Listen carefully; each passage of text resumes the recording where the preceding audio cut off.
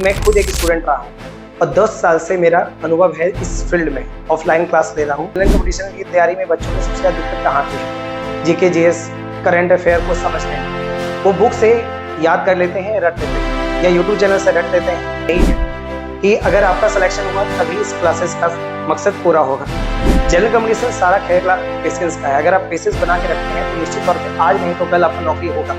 मान के चलिए आपको पाकिस्तान हमला कर दिया, मान के चलिए अफगानिस्तान हमला कर दिया, मान के चलिए चीन हमला कर दिया, तो उससे निपटने के लिए पहले मेरे पास क्या रणनीति है, ताकि जब चीन में हमला हो या चीन भारत पे हमला करे तो हमारे पास प्लान पहले से ही मौजूद हो। विकिपीडिया किताब है, आप पढ़ते हैं बच्चा भूलता है, पढ़ते हैं बच्चा भूलता है, और 1 नंबर के कारण 2 नंबर के कारण केवल करंट अफेयर में गलती होने के कारण वो बेरोजगार रह जाता है। तो हम नहीं चाहते हैं। नमस्कार साथियों, मेरा नाम निशांत स्वराज है। रोजगार की जुगाड़ के क्लासेस में आपका स्वागत है, जहां आपको आपके मंजिल तक पहुंचाना है। जो भी आपका सरकारी नौकरी है, यूपीएससी, बीपीएससी, एसएससी तक पहुंचाने का मेरा मकसद रहेगा। और मेरा इस यूट्यूब चैनल का मकसद ये था कि मैं खुद एक स्टूडेंट रहा हूँ और 10 साल से मेरा अनुभव है इस फील्ड में। ऑफलाइन क्लास ले रहा हूँ, तो मैं समझता हूँ जनरल कंपटीशन की तैयारी में बच्चों को सबसे ज्यादा दिक्कत कहाँ आती है? जीके जीएस करंट अफेयर को समझने में। वो बुक से याद कर लेते हैं, रट लेते हैं, या यूट्यूब चैनल से रट लेते हैं। समझाने की कोशिश बहुत कम टीचर के द्वारा की जाती है। तो मेरा मकसद रहेगा आपको आसान से आसान तरीके तक आपको सिलेक्शन दिलवाना।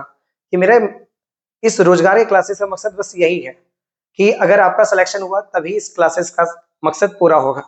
तो चलिए बिना समय को बर्बाद किए मैं स्टार्ट करता हूँ आज का क्लास। जैसा कि आपको हेडिंग से नजर आ रहा होगा, आज हम पढ़ने जा रहे हैं करंट अफेयर का सबसे इंपॉर्टेंट टॉपिक, जिसका नाम है सैन्य अभ्यास। अब सवाल आता है कि सर सैन्य अभ्यास पढ़ना क्यों जरूरी है? पहले तो ये जानना है कि करंट अफेयर पढ़ना क्यों जरूरी है। आमतौर पे मेरे 10 साल के अनुभव में ये पाया है कि स्टूडेंट का हिस्ट्री स्ट्रॉन्ग रहता है, मैथ्स स्ट्रॉन्ग रहता है, रीजनिंग स्ट्रॉन्ग रहता है, लेकिन जीके जीएस में थोड़ा सा हाथ तंग रहता है। लेकिन उनको पता नहीं होता है कि किसी भी एग्जाम का अगर ले लिया जाए, चाहे आप बीपीएससी टीचर ले लें, बीपीएससी टीचर ले लें, टीआरई कर देते हैं, चाहे आप बीपीएससी प्रॉपर बीपीएससी ले लें, या आप बीपीएससी सीजीएल ले लें, या आप बिहार दरोगा ले लीजिए, या आप कोई भी एसएससी का एग्जाम ले लीजिए। जीके जीएस जितना भी मार्क्स आता है उसमें 20 से 30% जो रहता है वो सिर्फ और सिर्फ करंट अफेयर रहता है।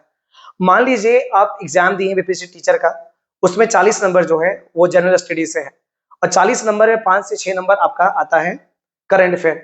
मान लीजिए एक सवाल पूछा गया, शक्ति युद्ध अभ्यास किन 2 देशों के बीच हुआ, और आपको जवाब नहीं आया, या आपने गलत सवाल का जवाब दिया, नेगेटिव हो गया, तो आप जरा सोचिए कि 1 नंबर से कारण से अगर आपको सिलेक्शन नहीं होता है तो बुरा लगेगा। या बीपीएससी एग्जाम देते हैं, उसमें 150 नंबर का पीटी आता है। अगर मान के चलिए ना, एक युद्ध अभ्यास पूछ दिया है, डस्टिक युद्ध अभ्यास किस 2 देश के बीच हुआ है, तब अगर आप सोचिए अगर ये जवाब नहीं आया और लास्ट में जब रिजल्ट आया और 1 मार्क्स से आप रह गए, तब आपको समझ में आना चाहिए कि करंट अफेयर कितना जरूरी है आपके लिए। करंट अफेयर सफलता की वो चाबी है जो आपके सरकारी नौकरी दरवाजा खोल सकता है। यानी करंट अफेयर को आप समझ सकते हैं कि बाइक में जिस तरह फ्यूल रहता है, तेल रहता है जो आपको मंजिल तक पहुंचाता है, करंट अफेयर का भी योगदान उतना ही है जो आपको मंजिल तक पहुंचाएगा। तो इसलिए करंट अफेयर को पढ़ना जरूरी है। इसलिए जरूरी है क्योंकि आपको एग्जाम में सिलेक्शन पा सके। तो आज हम स्टार्ट करते हैं करंट अफेयर में एक महत्वपूर्ण टॉपिक, जिसका नाम है सैन्य अभ्यास। अब सवाल आता है, सर सैन्य अभ्यास क्या है और क्यों पढ़ना जरूरी है? सैन्य अभ्यास क्या है और क्यों पढ़ना जरूरी है, तो उसको मैं उदाहरण से समझना चाहूंगा। जैसे फॉर एग्जाम्पल आपने कभी क्लास 10 का एग्जाम दिया था, तो क्लास 10 जो रहता है वो किसी भी स्टूडेंट के जीवन में एक महत्वपूर्ण एग्जाम रहता है, उसका मार्क्स बहुत इंपॉर्टेंट रहता है। इसीलिए जब फाइनल क्लास 10 का एग्जाम होता है तो उससे पहले आपका प्री बोर्ड होता है, जिसमें आप मॉक टेस्ट दिया जाता है, जिससे ये पता चलता है कि आपका फाइनल एग्जाम में मार्क्स कैसा रहेगा, कैसा नहीं रहेगा। या जब भी आप बीपीएससी का फॉर्म भरे, रेलवे का फॉर्म भरे, बिहार दरोगा का फॉर्म भरे, तो बच्चा टेस्ट सीरीज मारता है। टेस्ट सीरीज मारने का मकसद यही रहता है ताकि वो समझ में आ पाए कि एग्जाम होने से पहले टेस्ट सीरीज में मेरा मार्क्स कितना अच्छा आएगा। अगर जितना अच्छा मेरा मार्क्स आएगा तो एग्जाम में संभावना ये प्रबल है कि उसका एग्जाम भी अच्छा जाए। यदि टेस्ट सीरीज में खराब जाता है तो उसके पास समय रहता है कि अभी से ही सुधार किया जाए। मिलिट्री एक्सरसाइज भी यही है, मिलिट्री एक्सरसाइज भी यही है। युद्ध से पहले युद्ध का एक अभ्यास है, यानी मिलिट्री एक्सरसाइज जो है वो युद्ध नहीं है, लेकिन युद्ध से पहले किया गया एक अभ्यास है, ताकि युद्ध के समय भारत जो है वो दूसरे देश के मुकाबले एक मजबूत प्रतिद्वंदी सामना कर पाए। 1962 में भारत चीन युद्ध में हम लोग को असफलता हुई थी। असफलता का कारण ये था कि हम लोग उससे भारत का पहला युद्ध था आजादी के बाद, बड़ा युद्ध था, इसीलिए हम लोग के पास अनुभव का कमी था। अगर अनुभव रहता तो निश्चित तौर पे 1962 का जो भारत चीन युद्ध है उसमें हम लोग विजय पाते। लेकिन उसके बाद हमने अपनी गलतियों से सीखा। 1972 में, 71 में भारत पाकिस्तान का युद्ध जिसमें बांग्लादेश आजाद हुआ। 1999 में कारगिल युद्ध जिसमें भारत ने कारगिल को पाकिस्तान के जबड़ों से निकाला था। तो मिलिट्री एक्सरसाइज बस यही है, युद्ध से पहले युद्ध करने का एक एक्सरसाइज है। चलिए तो आज हम स्टार्ट करते हैं आपका मिलिट्री एक्सरसाइज का पहला टॉपिक।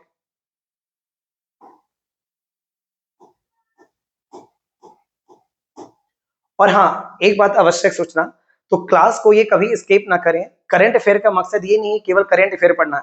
करंट अफेयर में आपको मैं history, geography, polity, economics, world geography सबका जानकारी देता हूँ। बच्चा आमतौर पर समझता है करंट अफेयर या मिलिट्री एक्सरसाइज का मतलब केवल करंट अफेयर ही पढ़ना है, बोरिंग क्लास होगा। लेकिन अंत तक बने रहिए। अंत तक अगर आप बने रहते हैं, पेशेंस थोड़ा दिखाते हैं, सर जनरल कम्युनिकेशन सारा खेला पेशेंस का है। अगर आप पेशेंस बना के रखते हैं तो निश्चित तौर पे आज नहीं तो कल आपका नौकरी होगा। और करंट अफेयर को मैं कोशिश करूंगा इस तरह पढ़ाने का कि आपका history, geography, polity, world geography का पोर्शन यहाँ पर आ जाए। आप अंत तक बने रहे और आपको मेरी बात समझ में आ जाएगी। तो जैसा कि आपको यहाँ नजर आ रहा है कि मिलिट्री एक्सरसाइज क्या है, यानी सीधे मिलिट्री एक्सरसाइज शक्ति युद्ध अभ्यास, जस्टिक युद्ध अभ्यास, इंद्र युद्ध अभ्यास सीधे नहीं पढ़ना है। पहले पढ़ना है कि आखिर मिलिट्री एक्सरसाइज कहते किसको हैं और कितने प्रकार के होते हैं। जैसा कि सामने आपको बोर्ड पे नजर आ रहा होगा, मिलिट्री एक्सरसाइज वो प्रक्रिया है जिसमें देश की सेनाएं मतलब तीनों देश की सेनाएं हो सकती हैं। थल सेना जिसको आप आर्मी कहते हैं, जल सेना जिसको आप नेवी कहते हैं, और वायु सेना जिसको आप एयरफोर्स कहते हैं। यानी युद्ध अभ्यास में या तो ये तीनों सेना शामिल होंगी या इनमें से कोई एक सेना शामिल होंगी। चलिए, किसी खास रणनीति के लिए, रणनीति मतलब कि मान के चलिए आपको पाकिस्तान हमला कर दिया, मान के चलिए अफगानिस्तान हमला कर दिया, मान के चलिए चीन हमला कर दिया, तो उससे निपटने के लिए पहले मेरे पास क्या रणनीति है, ताकि जब चीन में हमला हो या चीन भारत पे हमला करे तो हमारे पास प्लान पहले से ही मौजूद हो, उसे कहते हैं रणनीति। तकनीक, तकनीक में हमारे पास फाइटर जेट कितना है, हमारे पास तोप कितना, S-400 कितना है, हमारे पास AK-47 या उससे अधिक जो बंदूक है उसमें क्षमता कितना है, ये जानना है। तो ये हो गया तकनीक। युद्ध कौशल, युद्ध कौशल मतलब मान के चलिए हमें हवाई जहाज से नीचे उतरना है, जंगल में जाना है, समुद्र तैर के जाना है, या कुछ ऐसा घटनाएं हो गया जो इंसान सोच नहीं पा रहा है, तो उससे लड़ने का तरीका क्या होता है, उसे हम लोग कहते हैं कौशल, जिसको इंग्लिश में कहते हैं कॉम्बैट स्किल। ये कॉम्बैट स्पेलिंग गलत है, कॉम्बैट स्किल। और आपसी तालमेल, आपसी तालमेल जैसे फॉर एग्जांपल जब दो देशों के बीच युद्ध अभ्यास होता है, भारत और यूएसए के बीच मान के चलते हैं, तो भारत और यूएसए के बीच दोस्ती तो बना रहेगा, उसके साथ तालमेल भी रहेगा कि हम आपका ऑर्डर फॉलो करते हैं कि नहीं, यदि किसी को बोले हैं जाने के लिए वो जाता है कि नहीं, कोई बात मानता है कि नहीं, जो भी दिक्कत है तो सारा युद्ध अभ्यास में नजर आना चाहिए। जिस तरह आप टेस्ट सीरीज मारते हैं कि बिहार एसएससी सीजीएल आने वाला है, उसका बच्चा टेस्ट सीरीज मारता है, टेस्ट सीरीज यही सोच के मारता है ताकि यहाँ जो भी गलती करना है यहाँ गलती हो जाए ताकि मेरा एग्जाम अच्छा जाए। युद्ध अभ्यास भी बस यही है। देखिए सबसे अच्छा डिफिनेशन क्या है, जब सेना युद्ध की तैयारी का अभ्यास करती है लेकिन असली युद्ध नहीं होता है तो उसे मिलिट्री एक्सरसाइज कहते हैं। तो इससे बढ़िया जो डिफिनेशन है युद्ध अभ्यास का आपको कहीं यूट्यूब में नजर नहीं आएगा। अच्छे से फिर से पढ़िए, जब सेना युद्ध की तैयारी की अभ्यास करती है लेकिन असली युद्ध नहीं होता है उसे ही मिलिट्री एक्सरसाइज कहते हैं। सेम वही वाला बात है कि जब बीपीएससी का मॉक टेस्ट का अर्थ क्या हुआ, यूपीएससी का मॉक टेस्ट का अर्थ क्या हुआ, वो प्रॉपर यूपीएससी का एग्जाम नहीं है लेकिन क्या है, एक तैयारी है जो आपको ये बताता है, एक टेस्ट है जो आपको ये बताता है आपकी तैयारी कितनी सक्षम है, आपका निकलेगा कि नहीं निकलेगा। ठीक है। और एक डिफिनेशन और है, युद्ध तभी जीता जाता है जब शांति के समय सैनिक ने युद्ध अभ्यास कर लिया हो। जैसे फॉर एग्जाम्पल अभी भारत का किसी देश के साथ युद्ध नहीं है तो यही सही समय है, शांति का समय है, इस सही समय है युद्ध अभ्यास करने का कि भारतीय सेना किसी विदेशी सेना के साथ युद्ध अभ्यास कर रही है ताकि जब युद्ध हो, जब अशांति हो तो अपना हम परचम लड़ा पाए। तो उम्मीद करते हैं आपको समझ में आया होगा। युद्ध अभ्यास मिलिट्री एक्सरसाइज युद्ध नहीं बल्कि युद्ध में जीत की गारंटी है, एकदम सही बात। चलिए अब हम आगे बढ़ते हैं। चलिए अब हम आपको बताते हैं कि मिलिट्री एक्सरसाइज के प्रकार कितने होते हैं। तो सामान्यतः मिलिट्री एक्सरसाइज के 4 प्रकार होते हैं। क्योंकि आपको जानना जरूरी है, क्योंकि सर किसी में राष्ट्रीय अभ्यास रहता है, किसी में द्विपक्षीय अभ्यास लिखा हुआ रहता है, किसी में बहुपक्षीय अभ्यास रहता है, किसी में संयुक्त अभ्यास रहता है। तो बच्चा समझता नहीं है, सीधे रट लेता है। तो हम चाहते हैं पहले आप समझें, उसके बाद आपको हम ट्रिक से याद कराएं, तभी आपको करंट अफेयर को मजेदार तरीके से पढ़ा जा सकता है। वरना पन्ना पलटिए, स्पीडी है, एडिटोरिया किताब है, आप पढ़ते हैं बच्चा भूलता है, पढ़ते हैं बच्चा भूलता है, और 1 नंबर के कारण, 2 नंबर के कारण, केवल करंट अफेयर में गलती होने के कारण वो बेरोजगार रह जाता है। तो हम नहीं चाहते हैं कि मेरे बच्चों के साथ, मेरे व्यूअर के साथ यही गलती हो। इसीलिए रोजगार के जुगाड़ क्लासेस आपके लिए लाया है, मजेदार तरीके से जीके जीएस करंट अफेयर पढ़ाने का तरीका। तो आपको यहाँ दिख रहा है कि समानता ये 4 प्रकार के होते हैं: राष्ट्रीय अभ्यास, द्विपक्षीय अभ्यास, बहुपक्षीय अभ्यास, संयुक्त अभ्यास। इंग्लिश ऑलरेडी किया हुआ है तो आप आराम से इंग्लिश देख सकते हैं। तो एक करके हमको चारों को पढ़ना है और चारों को एग्जाम्पल से समझना है। चलिए, अब यहां पर आया नेशनल एक्सरसाइज, राष्ट्रीय अभ्यास। जैसा कि नाम इससे पता चल रहा है, राष्ट्रीय मतलब होता है राष्ट्र के भीतर ही। जब केवल एक ही देश की सेना अपनी क्षमता बढ़ाने के लिए अभ्यास करे, तो एक ही देश मतलब हम तो भारत का देश में रहते हैं तो भारत का ही बात करेंगे। यानी जब भारत की सेना ही भाग ले मिलिट्री एक्सरसाइज में, तो उसे कहते हैं राष्ट्रीय एक्सरसाइज या राष्ट्रीय अभ्यास। इस अभ्यास में किसी विदेशी सेना भाग नहीं लेगी, बस इतना जान लीजिए। तो अगर राष्ट्रीय एक्सरसाइज हो रहा है तो समझ जाइए कि केवल भारत की सेना ही उसमें भाग लेगी। अगर उदाहरण देखा जाए तो गगन शक्ति, गगन शक्ति में केवल कौन भाग लेता है? भारतीय वायुसेना भाग लेता है, इंडियन एयरफोर्स। याद करना कितना आसान है। गगन, गगन मतलब आसमान। तो आप बताइए आसमान में आमतौर पे कौन लड़ता है? आर्मी लड़ती है, एयरफोर्स लड़ती है, या नेवी यानी नौसेना लड़ती है? तो इसका आंसर देना बहुत आसान है, यानी कौन लड़ती है? आपकी वायुसेना लड़ती है। तो देखिए हो गया ना आसान। तो गगन शक्ति जो है वो राष्ट्रीय अभ्यास है, और इसमें कौन भाग लेता है? केवल भारतीय वायुसेना भाग लेती है। और पश्चिम लहर, ठीक है, आप बताइए लहर कहाँ उड़ता है? लहर समुद्र में उड़ता है, पानी में उड़ता है, या वायु में उड़ता है? तो इसका जवाब बिल्कुल आसान है। अभी बिहार में बहुत बारिश हुई थी, तो आमतौर पे आप नदी में के लिए इस्तेमाल करते हैं। देखो नदी में एकदम पानी का लहर उठ रहा है, यानी एक बात तो समझ में आ रहा है कि लहर आमतौर पे पानी के लिए इस्तेमाल किया जाता है। तो पश्चिम लहर किसके संबंध रखता है? भारतीय नौसेना। तो याद करना कितना आसान हो गया। जो अभी तक आपको लग रहा था युद्ध अभ्यास याद करना कितना मुश्किल है, मुश्किल तभी है जब आप किताब निकाल के पढ़ते हैं, जब आप ट्रिक से याद करते हैं, मजेदार तरीके से याद करते हैं, तो यही चीज आपको आसान लगने लगती है। तो गगन शक्ति क्या है? एक भारतीय वायुसेना का युद्ध अभ्यास है। और पश्चिम लहर क्या है? भारतीय नौसेना का युद्ध अभ्यास है। लेकिन कैसा युद्ध अभ्यास है? तो ये राष्ट्रीय अभ्यास है, यानी किसी और देश की सेना इसमें भाग नहीं लेती। अब आता है बायलैटरल एक्सरसाइज, जिसका हिंदी है द्विपक्षीय। द्विपक्षीय आपको समझ में आता है जब दो पक्ष आपस में अभ्यास करता है। जैसे जब दो देश, भारत के साथ आपका रशिया हो सकता है, आपका साउथ कोरिया हो सकता है, आपका फ्रांस हो सकता है, आपका इंग्लैंड हो सकता है, जब ये आपस में करें तो उसे कहते हैं द्विपक्षीय अभ्यास। तो उदाहरण के लिए आप यहाँ नजर आ रहा है इंद्र युद्ध अभ्यास, किसके बीच होता है? भारत और रूस। यहाँ रूस क्यों हो गया? क्योंकि इंद्र जो है क्या है? बायलैटरल एक्सरसाइज यानी द्विपक्षीय, इसमें दो पक्ष आपस में रहेंगे। तो इंद्र, भारत और रूस। और शक्ति युद्ध अभ्यास किसके बीच? भारत और फ्रांस के बीच।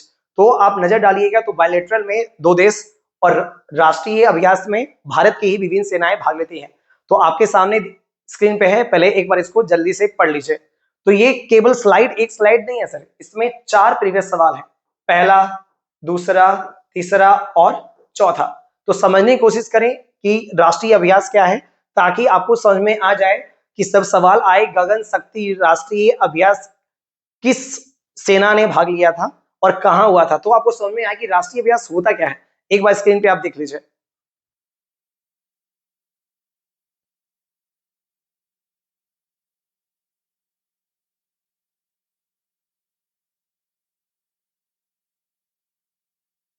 तो उम्मीद करते हैं आप देखे होंगे। चलिए अब हम स्लाइड को चेंज करते हैं, क्योंकि आपको हम पहले ही बता दिए थे कि ये 4 प्रकार का होता है, जिसमें हम अभी तक केवल 2 ही प्रकार जाने हैं, केवल 2 ही प्रकार जाने हैं। कौन कौन? राष्ट्रीय अभ्यास और द्विपक्षीय अभ्यास। अभी मेरा बहुपक्षीय अभ्यास और संयुक्त अभ्यास बाकी है। और एक बात और दोस्तों, कि आप जब पढ़ें तो हाथ में कॉपी किताब लेकर पढ़ें, क्योंकि जब हम पढ़ाएंगे तो आपको ये लिखना है जो जो इंपॉर्टेंट है, केवल पढ़ना नहीं है। 10 साल से मेरा टीचिंग एक्सपीरियंस है और 10 साल से मैंने हजारों बच्चों को पढ़ाया है ऑफलाइन। तो इन में देखा हुआ है कि बच्चा ऑनलाइन यूट्यूब से पढ़ता तो है, लेकिन केवल पढ़ता है। बच्चों से पूछेंगे करंट अफेयर पढ़ते हैं, बोले हाँ सर पढ़ते हैं। कहाँ से? यूट्यूब से। तो पढ़ता है भूलता है, पढ़ता है भूलता है, क्योंकि इंसान के मस्तिष्क का भी अपना क्षमता होता है कैसे पढ़ने का तरीका सही हो। जब तक सही तरीका नहीं होगा तब तो याद आपको आएगा नहीं। तो जब भी आप पढ़ें तो आपका कॉपी पेन निकाल के पढ़ें और अंत तक बने रहें, क्योंकि अंत में आपको करंट अफेयर से हिस्ट्री कैसे जोड़ा जा सकता है, पॉलिटी कैसे जोड़ा जा सकता है, ये पता चलेगा और आपको कई सारे सवाल के जवाब भी दिया जाएगा जो आपके एग्जाम में आना के संभावना 100% है। चलिए अब आया बहुपक्षीय अभ्यास। जैसा कि नाम से पता चल रहा है बहुपक्षीय, बहुपक्षीय मतलब जहां 2 से अधिक देश आपस में शामिल होंगे। जैसे जब कई देश की सेनाएं मिलकर अभ्यास करें, नाम से पता चल रहा है मल्टीलेटरल। मल्टीलेटरल मतलब जब कई सारे देशों की सेनाएं आपस में मिलकर अभ्यास करें। उदाहरण मालाबार अभ्यास। मालाबार अभ्यास में देखिए सिर्फ 2 नहीं 4 देश की सेनाएं आपस में शामिल होती है। कौन कौन? इंडिया, यूएसए, जापान और ऑस्ट्रेलिया। और विश्वास रखिए 2024 में बीपीएससी में प्रीवियस में प्रीलिम्स में ये सवाल आ चुका है कि मालाबार युद्ध अभ्यास में कौन सी देश की सेनाएं शामिल नहीं होती। तो ऑप्शन था ए ऑस्ट्रेलिया, ऑप्शन बी था जापान, ऑप्शन सी था यूएसए और ऑप्शन डी था साउथ कोरिया। तो उम्मीद करते हैं आप खुद बताइए इसका आंसर क्या होगा।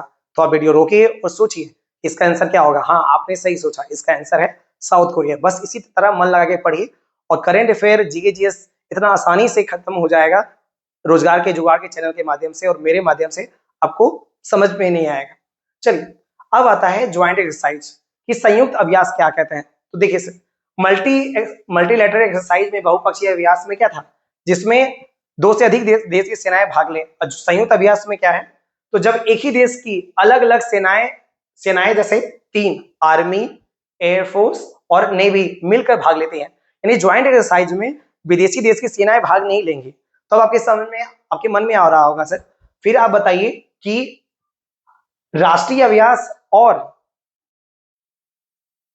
ज्वाइंट संयुक्त अभ्यास में क्या अंतर है। वहां भी तो भारतीय सेना ही भाग ले रही थी सर। उसमें क्या था, उसमें यह था कि जब केवल एक देश की सेनाएं, केवल एक सेना है, जैसे भारत का केवल भारतीय वायुसेना गगन शक्ति, जैसे भारतीय नौसेना केवल पश्चिम लहर, तो इसमें एक साथ आपको वायुसेना जल सेना नजर नहीं आएगी। तो यही अंतर है नेशनल में और आपका ज्वाइंट में। इसमें क्या होता है, एक देश की अलग अलग सेनाएं भाग लेती हैं, यानी तीनों मिलकर आर्मी, नेवी और एयरफोर्स। इसका जो उदाहरण है, एक लौता उदाहरण है जिसका नाम है ट्रोपैक्स अभ्यास। ठीक है, इसमें कौन कौन, भारतीय नौसेना, भारतीय सेना, भारतीय वायु सेना और तट रक्षक बल जिसको कोस्ट गार्ड कहते हैं, ये तीनों मिलकर भाग लेती हैं। तो आपके एग्जाम में आ चुका है ट्रोपैक्स अभ्यास में कौन सी सेनाएं भाग नहीं लेती या कौन सी सेनाएं भाग लेती हैं। तो उम्मीद करते हैं ये आपको समझ में आया होगा। तो आप एक बार फिर से आप अच्छे से पढ़ें कि युद्ध अभ्यास 4 प्रकार के होते हैं। युद्ध अभ्यास 4 प्रकार के होते हैं, जल्दी से आपके सामने है, उदाहरण भी दिया हुआ है। उदाहरण में ही आपको 6 से 7 प्रीवियस क्वेश्चन आपको नजर आ रहा है। अच्छे से पढ़िए, ये उम्मीद करते हैं पढ़ लिए होंगे। आपको समय दिया जा रहा है, पढ़िए अच्छे से। चलिए हो गया, अब इसको अच्छे से पढ़िए।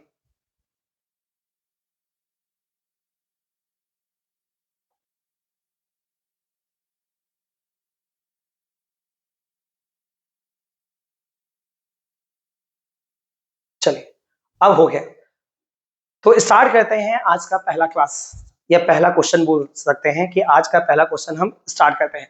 तो पहला क्वेश्चन ये है कि नोमैडिक एलिफेंट अभ्यास 2025, यानी ये युद्ध अभ्यास 2025 में हुआ होगा, का आयोजन कहाँ किया गया। तो नोमैडिक का अर्थ पहले जान लीजिए। नोमैडिक मतलब होता है जो यायावर यावर जो खाना के लिए एक जगह से दूसरी जगह ट्रेवल करते हैं, नोमैडिक पीपल इंग्लिश में कहते हैं। तो आप बताइएगा, तो आपको जानना है कि एक देश है जिसका नाम है मंगोलिया।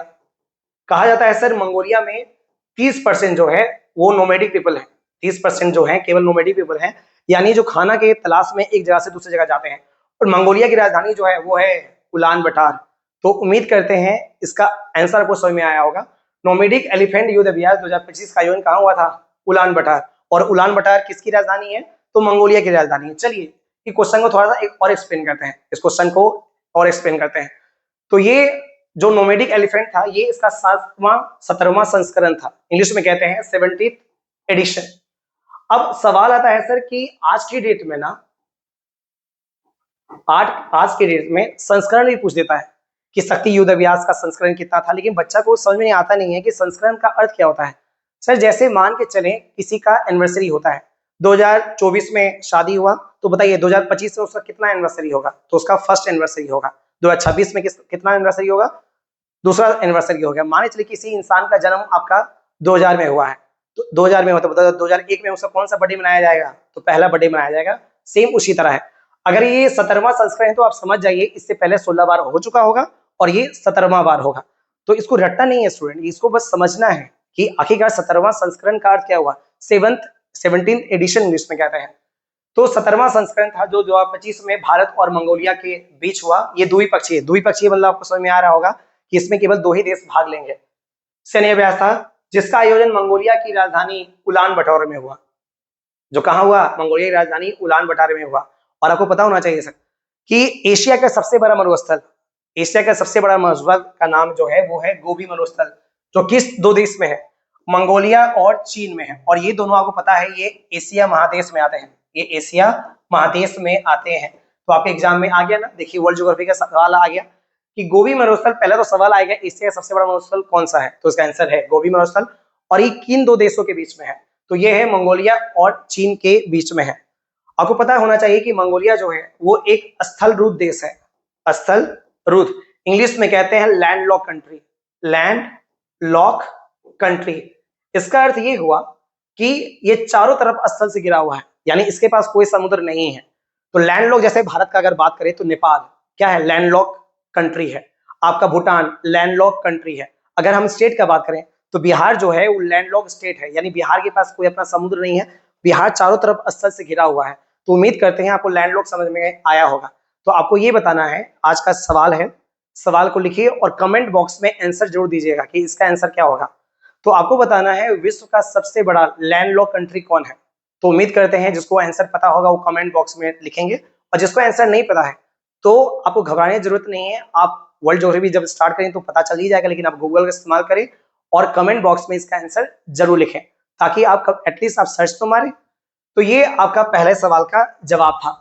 तो पहला सवाल का जवाब उम्मीद करते हैं नोमैडिक एलिफेंट युद्ध अभ्यास। तो नोमैडिक क्यों इसका नाम पड़ा, क्योंकि मंगोलिया में 30% जो रहते हैं वो यायावर यानी नोमैडिक पीपल, जो खाना के तलाश में एक जगह से दूसरी जगह जाते हैं, और मंगोलिया की राजधानी उलान बटार है।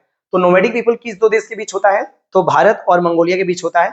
और 2025 का आयोजन कहाँ हुआ था, उलान बटार, क्योंकि सर हर युद्ध अभ्यास में एक बार उस देश में, एक बार भारत में, एक बार उस देश में, एक बार भारत में, यानी अगर 2025 में मंगोलिया में हुआ है तो ये बात तय है कि 2026 में कहाँ होगा, वो भारत में होगा।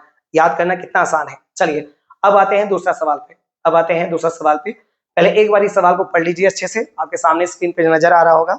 उसके बाद आप इसके एक्सप्रेशन को भी पढ़ लीजिए, इसके एक्सप्रेशन को भी पढ़ लीजिए। चलिए हो गया, हो गया। चलिए अब आ जाते हैं हमारे दूसरे सवाल पे। दूसरा सवाल क्या बोलता है, दूसरा सवाल क्या बोलता है, तो सिम्बेक्स युद्ध अभ्यास, सिम्बेक्स युद्ध अभ्यास 2025 किन 2 देशों के बीच आयोजन हुआ। तो अगर हम पहला 2 वर्ड को देखें तो एस से होता है आपका सिंगापुर, एस से होता है आपका सिंगापुर। लेकिन आपके मन में आ रहा होगा सर एस से, सिर्फ इसीलिए ऑप्शन दिया गया है। बच्चा क्या, स्टूडेंट क्या करता है कि सिम्बेक्स दिया हुआ है तो ऐसे याद कर लेगा कि ऐसे श्रीलंका, ऐसे श्रीलंका। इसीलिए मेरा क्वेश्चन अगर देखिए ऑप्शन दिखेगा तो ऑप्शन बहुत सोच समझ के बनाया गया है। सारा देश का आरंभ एस से होता है, एस से स्वीडन, एस से साउथ अफ्रीका, एस से सिंगापुर और एस से श्रीलंका। तो अब यह बताना है कि सिम्बेक्स युद्ध अभ्यास किन 2 देशों के बीच होता है, तो इसका आंसर है भारत और सिंगापुर। इसका आंसर भारत और सिंगापुर से होता है। तो एक बात तो समझ लीजिए, भारत और स्वीडन के बीच कोई युद्ध अभ्यास नहीं होता है, भारत और दक्षिण अफ्रीका के बीच कोई युद्ध अभ्यास नहीं होता है। हाँ, भारत और सिंगापुर और भारत और श्रीलंका के बीच युद्ध अभ्यास होता है, लेकिन फिलहाल हमको सिम्बेक्स युद्ध अभ्यास जानना है, तो ये होता है भारत और सिंगापुर के बीच। अगर इसको एक्सप्लेन करना है, क्वेश्चन को एक्सप्लेन करना है, तो यहाँ पर दिया हुआ है सिम्बेक्स युद्ध अभ्यास के बारे में। ये एक द्विपक्षीय युद्ध अभ्यास है, द्विपक्षीय मतलब केवल 2 देश लेंगे, और ये समुद्री युद्ध अभ्यास, समुद्री मतलब इसमें दोनों देश की नेवी, जिसको आप बोलते हैं नौसेना, भाग लेंगे। और आपके एग्जाम में आता है सर कि सिम्बेक्स युद्ध अभ्यास भारत और सिंगापुर के बीच हुई थी। तो भारत और सिंगापुर के बीच में हुई थी, तो कौन सी सेनाएं ने भाग लिया था, थल सेना, जल सेना और वायु सेना। तो आप आराम से इसमें देख सकते हैं इसमें कौन भाग लिया था, इसमें नौसेना ने भाग लिया था। चलिए पूरा पढ़ते हैं। यह एक द्विपक्षीय समुद्री अभ्यास है जिसमें भारत और सिंगापुर की सेनाएं ने मिलकर भाग लेती है। इससे पहले ही इस एक्सरसाइज का नाम क्या था? Exercise Lion King. यानी अगर पूछा जाता है कि सिम्बिक्स युद्ध अभ्यास का नाम क्या था, तो आपको बताना है कि इसका नाम था एक्सरसाइज लायन किंग। यह निरंतर कब से आरंभ हुआ? 1994 से आरंभ होता है और 2025 में इसका संस्करण कितना था? 32वां। और आपको बता दिए थे कि 32वां संस्करण का अर्थ क्या होगा, यानी इससे पहले 31 हो चुका होगा, ये इसका 32वां संस्करण होगा। और ये हुआ कहाँ था? सिंगापुर के दक्षिण चीन सागर में हुआ था। सिंगापुर के दक्षिण चीन सागर में हुआ था। इसका मतलब कि अगर 2025 का सिंगापुर में हुआ है तो ये बात तय रहा कि 2026 का कहाँ होगा? भारत में होगा। 2026 का भारत में होगा। तो आराम से इसको एक बार पढ़ लीजिए।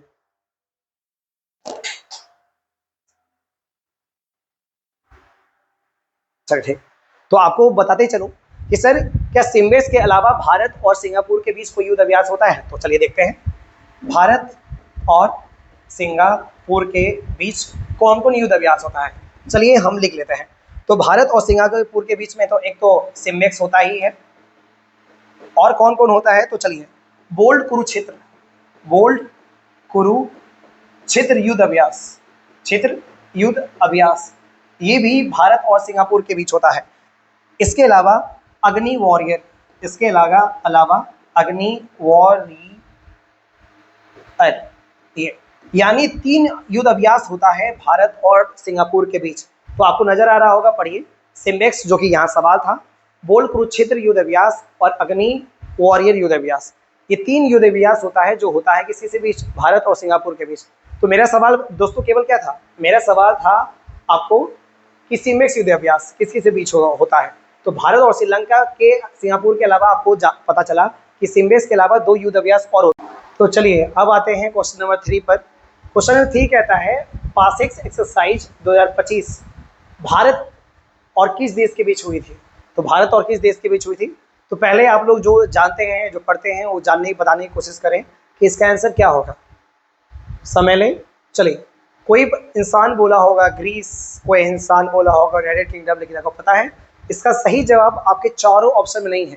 इसका ऑप्शन नंबर ई है, आंसर होना चाहिए था। ऑप्शन नंबर ई होना चाहिए था आपका ग्रीस और यूके यानी यूनाइटेड किंगडम दोनों। यानी ये जो युद्ध अभ्यास हुआ है 2025 में हुआ है, भारत और 2 अलग अलग देश के बीच हुआ है। इसका मतलब कभी आप मत सोचिएगा कि त्रिपक्षीय युद्ध अभ्यास था। त्रिपक्षीय मतलब जिसमें भारत, ग्रीस और यूनाइटेड किंगडम तीनों मिलकर साथ लेंगे। 2025 में भारत और ग्रीस भी हुआ और 2025 में भारत और यूनाइटेड किंगडम भी हुआ, लेकिन दोनों का नाम क्या था? एक था। दोनों का नाम क्या था? एक था। इसीलिए अगर पूछा जाता है कि भारत पासेक्स युद्ध अभ्यास की 2 देशों के बीच किया, तो दोनों अलग अलग बोलिए है, कभी भी त्रिपक्षीय युद्ध अभ्यास नहीं था। भारत और ग्रीस अलग समय में हुआ, भारत और यूनाइटेड किंगडम अलग समय में हुआ। वो बात अलग है कि दोनों जो हुआ 2025 में हुआ। चलिए इस सवाल को जानने एक्सप्लेन करने की कोशिश करते हैं और तरीके से इसके बारे में। जैसा कि आपको फैक्ट दिया हुआ है, यह भारत और यूनाइटेड किंगडम और भारत और ग्रीस के बीच होने वाला कैसा था? समुद्री नौसेना अभ्यास था। आपको पहले ही बता दिया गया है कि सेनाएं जो होती हैं बेसिकली 3 सेनाएं होती हैं, थल सेना, वायु सेना और जल सेना, आर्मी, नेवी और एयरफोर्स। तो आपके एग्जाम में ये भी आता है कि ये जो युद्ध अभ्यास हुआ था उसमें भारतीय सेनाएं की कौन सेनाओं ने भाग लिया था। तो हमेशा याद रखना है कि ये जो युद्ध अभ्यास हुआ था इसमें भारत और यूनाइटेड किंगडम और भारत और ग्रीस की सेनाओं ने भाग लिया था। कौन सी सेनाओं ने? समुद्री नौसेनाओं ने भाग लिया था। और ये कहाँ हुआ था? अरब सागर में हुआ था। और अरब सागर किसके पास? मुंबई के पास। यानी इस बार आप कह सकते हैं कि ये भारत में हुआ था। चलिए इस सवाल को और एक्सप्लेन करने की कोशिश करते हैं। चलिए हम बात करते हैं ग्रीस का। आपको पता है कि ग्रीस की राजधानी जो है वो है एथेंस। ग्रीस की जो राजधानी है वो है आपका एथेंस। तो ग्रीस की जो राजधानी है वो क्या है? एथेंस है। फिर से लिख देते हैं, एथेंस है। हाँ, और एथेंस की खासियत क्या है आपको पता है? तो पहले तो आपको बीपीएससी में ही सवाल आ चुका है ग्रीस की राजधानी क्या है? एथेंस। और आपको पता है, ऐसे पता होना चाहिए कि ओलंपिक जो है, एक हुआ है प्राचीन ओलंपिक, प्राचीन ओलंपिक, और एक हुआ है आधुनिक ओलंपिक, आधुनिक ओलंपिक। प्राचीन मतलब कि ईसा पूर्व में हुआ था, बीसी जिसको आप बिफोर क्राइस्ट कहते हैं, उसमें प्राचीन ओलंपिक भी आपका एथेंस में हुआ है और आधुनिक ओलंपिक भी आपका एथेंस में हुआ है। और दोनों का साल पूछ लेता है। प्राचीन ओलंपिक हुआ था 776 ईसा पूर्व में, 776 ईसा पूर्व में, जबकि आधुनिक ओलंपिक हुआ था 1896 में। अभी जो ओलंपिक होता है वो आधुनिक ओलंपिक ही होता है जो आरंभ हुआ था 1896 में। यानी ग्रीस की राजधानी एथेंस का बड़ा योगदान है ओलंपिक के खेलों में, क्योंकि ओलंपिक खेल का जो आरंभ हुआ है वो यहीं से हुआ है। तो आपको ये पता हो गया कि ग्रीस की राजधानी एथेंस है, और एथेंस में ही प्राचीन ओलंपिक जिसकी शुरुआत कब हुई थी? 1776 ईसा पूर्व में। 1776 यानी आप बोल सकते हैं गौतम बुद्ध और महावीर के जन्म से भी पहले। और आधुनिक ओलंपिक की शुरुआत हुई 1896 में, और दोनों कहाँ हुआ? एथेंस में। अब आते हैं, आपको पता है पैसिक्स ग्रीस के साथ भी हुआ, यूनाइटेड किंगडम के साथ भी हुआ। थोड़ा सा यूनाइटेड किंगडम को समझते हैं। आमतौर पर बच्चा क्या समझता है कि यूनाइटेड किंगडम को ही हम लोग इंग्लैंड कहते हैं, जबकि ये गलत बात है। यूनाइटेड किंगडम जब हम बात करते हैं तो आप एक साथ 4 देशों का नाम बोलते हैं। जैसे ये 4 देश कौन कौन आएंगे, तो ये 4 देश हम बताते थे। ये 4 देश में आएगा इंग्लैंड, ये 4 देश में आएगा, एक देश का नाम होगा वेल्स, एक का नाम होगा स्कॉटलैंड, और एक का नाम होगा नॉर्दर्न आयरलैंड, नॉर्दर्न आयरलैंड। जब ये चारों आपस में मिलते हैं तब हम जाके बोलते हैं यूनाइटेड किंगडम। लेकिन एक बात याद रखें, आमतौर पे इस्तेमाल किया जाना वर्ड जो है यूनाइटेड किंगडम को जगह पर क्या बोलते हैं? इंग्लैंड बोल देते हैं, जबकि ये गलत है। जब आप यूनाइटेड किंगडम बोलते हैं तो आप चारों देश का नाम ले रहे हैं, क्योंकि ये एक तरह का संघ है, फेडरेशन है, जिसमें 4 देश शामिल हैं। हाँ, ये अलग बात है कि यूनाइटेड किंगडम का जो सबसे बड़ा देश है और सबसे प्रसिद्ध जो देश है वो कौन है? इंग्लैंड है। तो उम्मीद करते हैं आप कभी समझने में आपको दिक्कत नहीं होगी। इसको एक उदाहरण समझाते हैं कि जो बिहार है एक राज्य है भारत का। बिहार जो है भारत का हिस्सा है, भारत बिहार का हिस्सा नहीं है, क्योंकि भारत में बिहार के अलावा भी कई सारे राज्य आते हैं। तो बिहार भारत में है, लेकिन जो भारत है वो बिहार में नहीं है, क्योंकि भारत जो है केवल बिहार से मिलकर बना नहीं है, 28 राज्य और 8 केंद्रशासित प्रदेश से मिलकर बना है। उसी तरह इंग्लैंड यूके नहीं है, लेकिन यूके में क्या आता है? इंग्लैंड आता है। तो उम्मीद करते हैं आज के बाद कोई अगर पूछे यूनाइटेड किंगडम और इंग्लैंड में क्या डिफरेंस है, तो आपको ये सिंपली बोलना है कि इंग्लैंड जो है 4 देशों में से एक देश है जो किसका हिस्सा है? यूनाइटेड किंगडम का हिस्सा है। तो आप ये बताइए, यूनाइटेड किंगडम बड़ा या इंग्लैंड बड़ा? तो निश्चित तौर पे आपके मन में आ रहा होगा कि इंग्लैंड ही, यूनाइटेड किंगडम ही बड़ा है, जो कि सही बात है। तो एक बार फिर से आपको समझ में आ गया।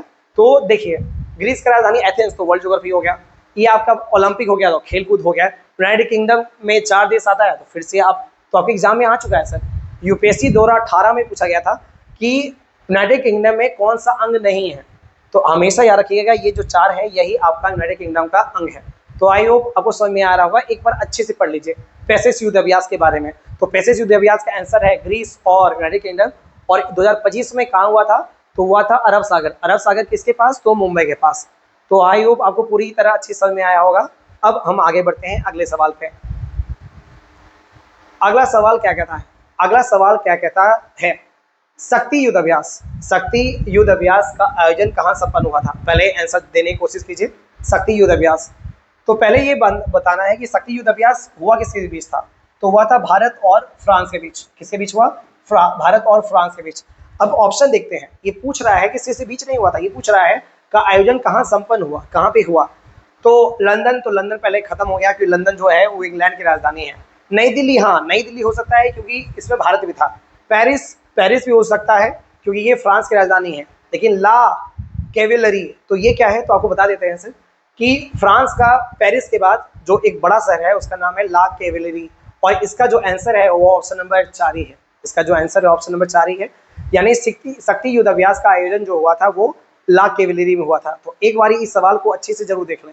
एक सवाल को आप अच्छे से देख लीजिए कि किसके बीच हुआ था, आराम से। और आपको बता दें सर कि फ्रांस के साथ 2 युद्ध अभ्यास हुआ है भारत का। फ्रांस के साथ 2 युद्ध अभ्यास हुआ है भारत का। एक आ गया शक्ति और दूसरा का नाम है वरुण। दूसरा का नाम है वरुण। यानी आप बोल सकते हैं जब भी फ्रांस, तो सर ऐसे याद करने की कोशिश मत कीजिए शक्ति युद्ध अभ्यास, वरुण युद्ध अभ्यास, तो आप देश का नाम बोलिए कि भारत और फ्रांस, तो आपको दोनों याद होना चाहिए। बच्चा की तरह नहीं करके हम पहाड़ा बोलेंगे, सटाक से बोलना है। तो फ्रांस का जो भारत के साथ युद्ध अभ्यास उसका नाम है शक्ति और फ्रांस। और फ्रांस के बारे में थोड़ा सा और डिटेल्स जान लेते हैं। फ्रांस की राजधानी जो है वो पेरिस है, जो अपने ब्यूटी प्रोडक्ट के लिए प्रसिद्ध है, जो अपने ब्यूटी प्रोडक्ट के लिए वर्ल्ड फेमस है। लॉरियल, पेरिस वगैरह जितना भी बड़ा बड़ा ब्रांड जानते हैं, fashion capital of the world कहा जाता है। फैशन की दुनिया की राजधानी कहा जाता है किसको? पेरिस को। पेरिस जो है वो सीन नदी किनारे है। किस नदी किनारे है? सीन नदी किनारे है। तो आपको यहाँ तक समझ में आ गया। अगर इसको और एक्सप्लेन किया जाए तो यहाँ फैक्ट देखिए इसके बारे में क्या पढ़ा जाता है। शक्ति अभ्यास भारत और फ्रांस के बीच हुआ। द्विवर्षीय संयुक्त सैन्य अभ्यास है। चलिए, द्विवर्षीय मतलब होता है कि प्रत्येक 2 साल में हुआ है, यानी अगर 2025 में हुआ है तो अब होगा 2027 में, और आखिरी बार कब हुआ होगा सोचिए, 2023 में। बिल्कुल सही है आप, द्विवर्षीय। और ये क्या है, एक सैन्य अभ्यास है, यानी इसमें वायुसेना भाग नहीं ली होगी, इसमें आपका जल सेना भाग नहीं ली होगी। और इस बार इसका कौन सा एडिशन था, 8वां एडिशन। और यार है सर, एग्जाम में खूब आता है कि 8वां एडिशन था, 38वां एडिशन था, 18वां एडिशन था, तो ये आपको तो रटना ही पड़ेगा, 8वां एडिशन था। चलिए, यहाँ पर और फैक्ट दिया हुआ है, विश्व का सबसे बड़ा संग्रहालय लूवर संग्रहालय है जो पेरिस में स्थित है। तो देखिए, एक और देखिए, वर्ल्ड ज्योग्राफी से सवाल आ गया कि वर्ल्ड का बिगेस्ट म्यूजियम जो है उसका नाम है लूवर संग्रहालय, और ये कहाँ पर स्थित है, फ्रांस की राजधानी पेरिस में स्थित है। और आपको पता होना चाहिए, फ्रांस के राष्ट्रपति का नाम है इमैनुअल मैक्रो। फ्रांस के राष्ट्रपति का नाम क्या है, इमैनुअल मैक्रो। आराम से फैक्ट को जल्दी से देखिए, आराम से फैक्ट को देखिए और समझने की कोशिश कीजिए।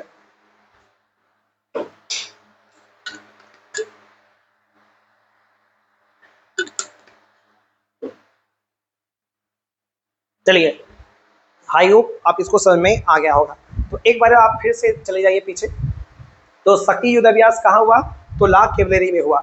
ला कैवलरी कहाँ है, फ्रांस, यानी भारत और फ्रांस के बीच हुआ। इस बार फ्रांस में हुआ था, अब 2 साल के बाद भारत में होगा। और फ्रांस में शक्ति के अलावा कौन सा युद्ध अभ्यास है, वरुण अभ्यास है। और फ्रांस की राजधानी पेरिस जो है वो किस नदी किनारे है, सी नदी किनारे है। और इसको क्या बोला जाता है, ब्यूटी प्रोडक्ट का देश कहा जाता है, fashion capital of the world भी कहा जाता है। चलिए, अब आगे बढ़ते हैं। तो आपको घबराने की जरूरत नहीं है सर, इसका पीडीएफ भेज दिया जाएगा। टेलीग्राम में आपको सर्च मारना है रोजगार का जुगाड़, टेलीग्राम में ये चैनल है, आप इसका पीडीएफ आपको मिल जाएगा। और वहाँ एमसीक्यू भी होगा, तो आपको घबराने की जरूरत नहीं है। जो भी एक बड़ा यूट्यूब चैनल दे सकता है, हम आपको वो देने की कोशिश करेंगे, ताकि हम आपको आसान तरीके से समझा पाएँ और आपको नौकरी दिला पाएँ, जो आपका सपना है वो पूरा कर पाएँ। क्योंकि रोजगार के जुगाड़ क्लासेस का उद्देश्य बस यही है, अगर आपका सिलेक्शन हुआ तो मान लेंगे कि मेरा मकसद, इस चैनल का मकसद पूरा हो गया। चलिए, अब आता है डेजर्ट नाइट युद्ध अभ्यास 2024, यानी 2025 में नहीं हुआ, 2024 में किस देश ने भाग नहीं लिया था, किन देशों ने भाग नहीं लिया था। तो उम्मीद करते हैं, ये तो बड़ा आसान सवाल है, खूब आता है एग्जाम में, तो एग्जाम का इस सवाल का जवाब देने की कोशिश करें। भारत तो होगा ही, क्योंकि भारत के पॉइंट ऑफ व्यू से पढ़ रहे हैं करंट अफेयर, तो भारत तो होगा ही। तो ज़्यादा समय बर्बाद नहीं करते हैं, तो इसका जो आंसर है वो होता है ओमान। यानी जो डेजर्ट नाइट जो युद्ध अभ्यास है वो हुआ था आपका भारत, फ्रांस और यूएई, भारत, फ्रांस और यूएई। जबकि अभी इससे पहले वाला क्वेश्चन में पढ़े थे, भारत और फ्रांस के बीच 2 युद्ध अभ्यास होता है। जल्दी बताइए कौन कौन, जल्दी बताइए अपने मन में। हाँ, बिल्कुल सही बात, वरुण और शक्ति। लेकिन अब फ्रांस के साथ साथ एक और, यानी अब हो सकते हैं ये 2 पक्षीय नहीं था, त्रिपक्षीय युद्ध अभ्यास था, जिसमें भारत, फ्रांस और यूएई की सेनाओं ने भाग लिया था। अब थोड़ा सा इसके बारे में फैक्ट जान लेते हैं। हाँ, ये एक त्रिपक्षीय नौसेना अभ्यास था, यानी इसमें मिलिट्री भाग नहीं ली होगी, यानी आर्मी भाग नहीं लोगी, इसमें एयरफोर्स भाग नहीं लिया था। इसमें किसने भाग लिया था, नौसेनाओं ने भाग लिया था। और किन देशों का, भारत, फ्रांस और यूएई में शामिल होता है। ये अभ्यास कहाँ हुआ था, अरब सागर में। ये अभ्यास कहाँ हुआ था, अरब सागर में। आपको पता है सिर्फ कि भारत का जो पश्चिमी तट है वो किसी किनारे बसा हुआ है, वो अरब सागर किनारे बसा हुआ है। चलिए, इस सवाल को थोड़ा सा और एक्सप्लेन करते हैं, हम बताते हैं। देखिए, भारत के बारे में तो ऑलरेडी पता है, फ्रांस के बारे में भी थोड़ा एक्सप्लेन किए हैं, यूएई के बारे में थोड़ा सा बता देते हैं। यूएई पूरा नाम है यूनाइटेड अरब इमिरेट्स। इसकी जो राजधानी है वो है अबू धाबी। इसकी जो राजधानी है वो कौन है, अबू धाबी है। इसकी जो करेंसी है वो आपकी जो है वो है दिरहम। उसकी क्या है, करेंसी दिरहम है। अब सवाल आता है, सर इसका नाम डेजर्ट नाइट क्यों पड़ा, तो देखिए, आपको पता है सर, यूएई जो है वो क्या था, आज से 30 साल पहले, 40 साल पहले वहाँ केवल मरुस्थल था। और आपको बताना है कौन मरुस्थल था, मरुस्थल का नाम है रब अल खाली। ठीक है, इसको इंग्लिश में बोलते हैं एम्प्टी क्वार्टर। इसको इंग्लिश में बोला जाता है एम्प्टी क्वार्टर बोला जाता है। तो यार है सर, यूएई में एक बहुत बड़ा रेगिस्तान है जिसका नाम है रब अल खाली इसीलिए क्योंकि दूर दूर तक आपको कोई इंसान नजर आएगा नहीं, चारों तरफ बालू है। तो यहाँ पर एक सवाल आता है, तो आपको बताना है कि विश्व का सबसे बड़ा मरुस्थल कौन है? कमेंट सेक्शन में जरूर जवाब दें। और आज आपको बता दें कि आज हमने शुरुआत में ही पढ़ाया है कि एशिया का सबसे बड़ा मरुस्थल गोबी मरुस्थल है, जो मंगोलिया और चीन में है। तो मेरा सवाल है कि आपको ये बताना है कमेंट बॉक्स में कि विश्व का सबसे बड़ा मरुस्थल कौन है। तो चलिए, रब अल खाली किस देश में मरुस्थल है? यूएई में, इसीलिए इसका नाम पड़ा है डेजर्ट नाइट, क्योंकि यूएई इंपॉर्टेंस में भारत फ्रांस के बीच तो 2 युद्ध अभ्यास चल रहा है, तो यूएई को भी शामिल कर लिया। और यूएई के स्थान में एक आता है रब अल खाली, जो एक मरुस्थल है, तो इसी के नाम पे पड़ा। तो डेजर्ट नाइट किसके बीच हुआ? तो भारत, फ्रांस और यूएई के बीच पड़ा। तो इस सवाल का एक्सप्लेनेशन एक बार जल्दी देख लीजिए। यूएई की राजधानी अबू धाबी दे रहा हूँ यार। ऐसा सबसे बड़ा शहर जो है वो है दुबई। जो सबसे बड़ा शहर जो है वो दुबई है। हम भी जब बहुत छोटे थे तो आमतौर पे सोचते थे कि यूएई की राजधानी क्या है? दुबई, क्योंकि हमेशा Dubai Dubai Dubai Dubai Dubai ही चर्चा में रहता है। लेकिन असलियत यही, यूएई की राजधानी जो है वो है अबू धाबी। जल्दी से इसको देख लीजिए और पीडीएफ भेज दिया जाएगा, तो आराम से कोशिश करें इसको याद करने का। चलिए, अब हम आगे बढ़ते हैं। सवाल पढ़िए। मालाबार अभ्यास 2024 में भारत के अलावा कौन कौन देश शामिल हुए थे? नहीं हुए थे। भारत के अलावा कौन देश शामिल नहीं हुए थे? यानी एक बात तो समझ में आ रहा है कि इसमें भी कई सारे देशों ने भाग लिया होगा, तभी पूछ रहा है कौन सा देश शामिल नहीं हुआ। तो ऑप्शन में 4 है। चलिए, इसका आंसर देने की कोशिश कीजिए। आप लोग कोशिश कीजिए, आप लोग पढ़े हुए कहीं ना कहीं करंट अफेयर, कोशिश कीजिए। Option A USA, option B Maldives, option C Japan, तो ऑप्शन डी ऑस्ट्रेलिया। चलिए, बहुत बच्चा का आंसर सही है।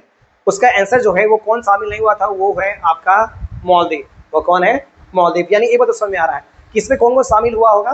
तो इसका एक बार फैक्ट पढ़ लेते हैं। हाँ, यह एक वार्षिक नौसेना अभियान है। देखिए, ये थल सेना नहीं, जल सेना नहीं, किसका कैसा अभियान है? नौसेना। यानी एक बात तय है कि समुद्र में होती होगी, कि सब नौसेना जो चलेगी, बड़ा बड़ा जो जहाज चलेगा वो तो पानी में ही चलेगा। यह एक वार्षिक नौसेना अभ्यास है जिसमें मुख्य भागीदारी भारत, यूएसए, जापान और ऑस्ट्रेलिया ने लिया था। 2024 में इसका 28वां संस्करण था, जो हुआ था विशाखापट्टनम। और आपको पता है सर, विशाखापट्टनम कहाँ है? विशाखापट्टनम आंध्र प्रदेश में है। विशाखापट्टनम कहाँ है? आंध्र प्रदेश में है। तो आपको, क्योंकि सर आपको पता है विशाखापट्टनम भारत का सबसे गहरा अब क्या है? पोर्ट है, पतन है, बंदरगाह है। बंदरगाह इसीलिए है क्योंकि नौसेना अभियान वहीं पर हुआ था। चलिए ठीक है, तो आप फिर से बताइए, मालाबार युद्ध अभ्यास कौन कौन देश शामिल हुआ था? तो भारत, ऑस्ट्रेलिया, जापान और यूएसए ने शामिल हुआ था। ये देशों ने शामिल हुआ था। कौन सा? तो नौसेना ने शामिल हुआ था। तो उम्मीद करते हैं अभी सवाल का जवाब आपको पता होगा। फिर से सवाल का जवाब देने की कोशिश कीजिए। मालाबार अभियान 2024 भारत के अलावा कौन से देश शामिल नहीं हुए थे या नहीं होता है? वो कौन है? मालदीव। और ये कौन था? वो है नौसेना भाग लेते हैं।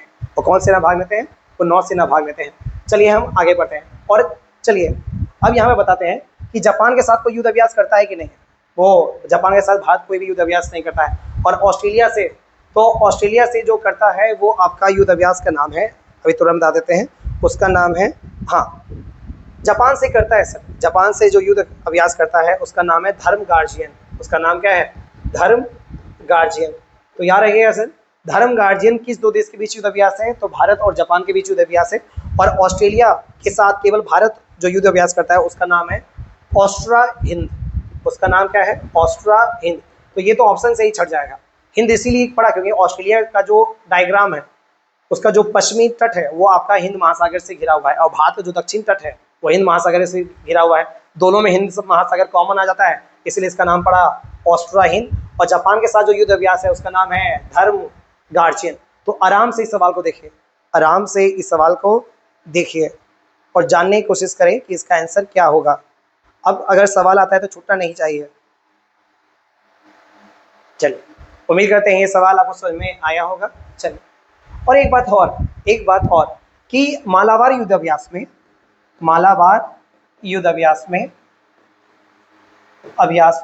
कितने देशों ने भाग लिया था? 4 देशों ने। कौन कौन? भारत, यूएसए, जापान और ऑस्ट्रेलिया। ने भाग लिया था। और यार है सर, यही चारों देश को हम मिला के बोलते हैं क्वाड कंट्री। क्या बोलते हैं? क्वाड कंट्रीज कहा जाता है। हिंदी में कहा जाता है क्वाड समूह। ये एक नाम है सर, समूह। तो यार है, तो ये मालाबार जो एक्सरसाइज होता है ये चारों देश को हम मिला के बोलते हैं। दुनिया में बहुत सारा समूह बना हुआ है, नेटो बना हुआ है, यूनिसेफ बना, यूनेस्को बना हुआ है। यूनेस्को और आपका यूनिसेफ तो संस्था हो गया, लेकिन नाटो जो है वो एक समूह है। भारत के दृष्टिकोण से सार्क है, एशियान है, समूह है। तो क्वाड समूह में एग्जाम में आया है, कौन सा देश शामिल है या कौन सा देश शामिल नहीं है। तो जो मालाबार युद्ध अभ्यास करते हैं वही क्वाड नेशन है। तो क्वाड नेशन कौन कौन आएगा? भारत, यूएसए, जापान और ऑस्ट्रेलिया। चलिए आराम से इसको देखिए। अब अगला सवाल हम आगे बढ़ते हैं। हाँ, अगला सवाल क्या है? सवाल पढ़िए एकदम आराम से। सवाल आपको नजर आ रहा होगा बड़े बड़े अक्षरों में। खंजर युद्ध अभ्यास, यस, खंजर अभ्यास 2025 भारत के साथ किस देश ने हिस्सा लिया था? भारत के साथ किस देश ने हिस्सा लिया था? तो आप बताइए इसका आंसर क्या होना चाहिए? आपके अनुसार इसका आंसर क्या होना चाहिए? आप कोशिश ये बताने का। चलिए, तो इसका जो आंसर होगा वो आपको बताना है कि इसका आंसर क्या होगा। तो इसका जो आंसर होगा वो होगा किर्गिस्तान। इसका जो आंसर होगा वो होगा किर्गिस्तान। कैसे? चलिए इसको एक्सप्लेन करते हैं अगला पॉइंट पे। हाँ, यह युद्ध अभ्यास भारत और किर्गिस्तान के थल सेना के बीच। तो देखिए सर, मालाबार जो था वो नौसेना वाला था, ये जो आ गया वो आ गया इंडियन आर्मी, थल सेना के बीच हुआ था। और वार्षिक सेना अभ्यास है जिसका इस बार एडिशन कितना था? ये इसका 12वां संस्करण था, 12वां एडिशन था, जो कहाँ हुआ था? टोकमोक। जबकि किर्गिस्तान की राजधानी बिश्केक है, लेकिन इस बार जो हुआ वो हुआ किर्गिज के एक शहर में जिसका नाम है टोकमोक। यह युद्ध अभ्यास की शुरुआत कब हुई? 2011 में। यानी आप बोल सकते हैं कि ये जो खंजर युद्ध अभ्यास है, ये युद्ध अभ्यास थल सेना संबंध रखता है। किस दो देश के बीच हुआ था? भारत और किर्गिस्तान के बीच हुआ था। कितना संस्करण था इस बार? 12वां संस्करण था। और कहाँ हुआ था? तो किर्गिस्तान में एक शहर है जिसका नाम है टोकमोक। और लेकिन याद रखना है सर, किर्गिस्तान की राजधानी क्या है? वो बिश्केक है। वो क्या है? बिश्केक है। और याद रहे सर, ये भी एक एशिया का देश है और ये भी एक लैंडलॉक कंट्री है। ये भी एक लैंडलॉक कंट्री, यानी चारों तरफ जो है वो स्थल है। तो आप एक याद रहे सर, आप इससे पहले एक सवाल हम दिए थे कि विश्व का सबसे बड़ा लैंडलॉक कंट्री कौन है? अगर आप भूल गए हैं तो कमेंट सेक्शन में फिर से जवाब लिखें। चलिए, तो समझ में आया कि खंजर अभ्यास 2025 भारत के साथ किस देश ने हिस्सा लिया था? इसका नाम है किर्गिस्तान। चलिए आगे बढ़ते हैं, आगे बढ़ते हैं।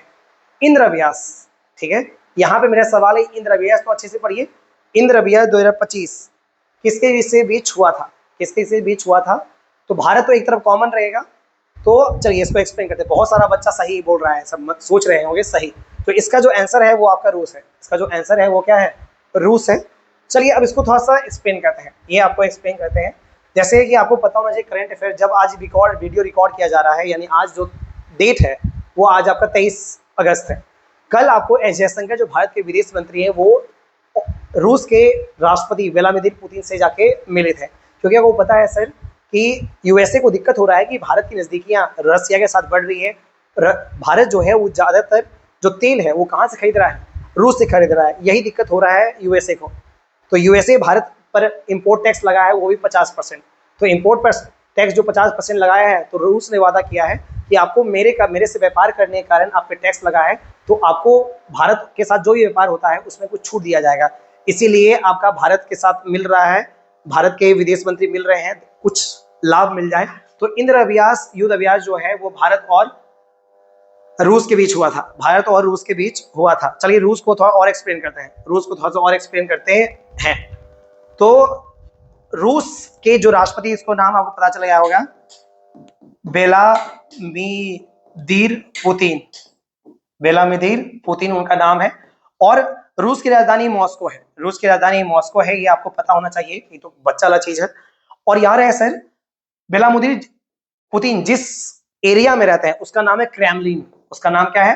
क्रेमलिन। क्रेमलिन क्या है? एक कॉम्प्लेक्स है। एक कॉम्प्लेक्स, एक पूरा एरिया है जहां पे रूस के राष्ट्रपति व्लादिमीर पुतिन रहते हैं। तो आपके एग्जाम में आ चुका है, क्रेमलिन नामक जो कॉम्प्लेक्स है, जो स्थान है, वहां किस देश के राष्ट्रपति का निवास है, किस देश का राष्ट्रपति के रेसिडेंस है, उसका नाम है व्लादिमीर पुतिन।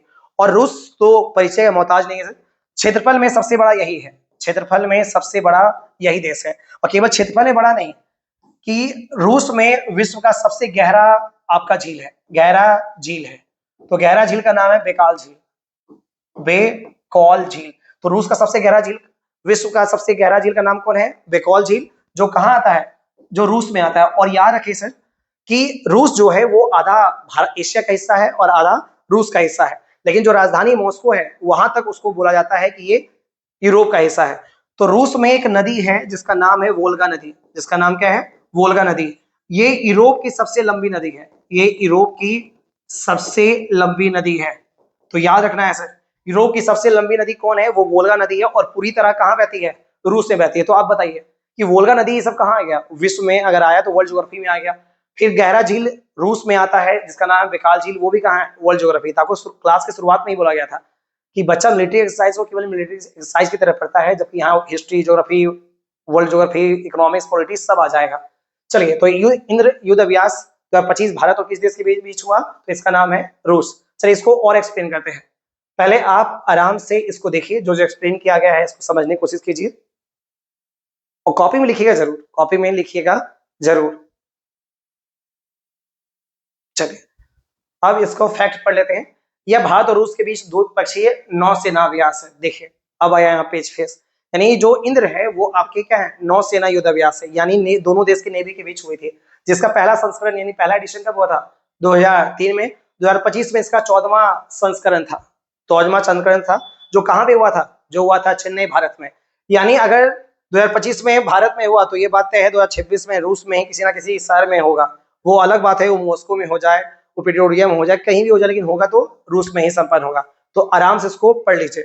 चलिए, अब आते हैं अगले सवाल पे। तो एक बार इसको आराम से देख लीजिए।